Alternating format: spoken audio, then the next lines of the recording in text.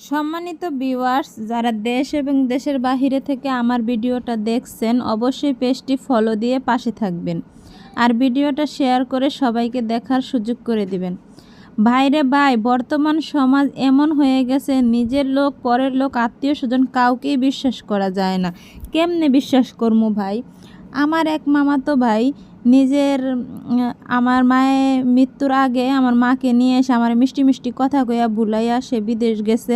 বিদেশ যাওয়ার আগে আমার কাছ থেকে 1,00,000 টাকা নিয়ে গেছে। আমি কিস্তি উঠাইয়া দিছি।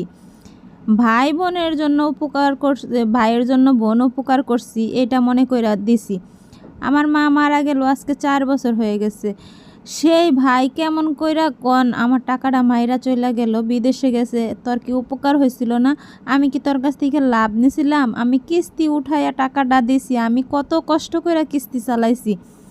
আমার মেয়েটারে পেটে নিয়ে আমি অনেক কষ্ট কইরা কাজ কইরা কিস্তি টানছি। তাইলে এই অভিশাপ কি তোর গায়ে লাগবো না? আমি কোনো দিন এই দাবি ছাড়বো না। আমার মায় মইরা গেছে গা,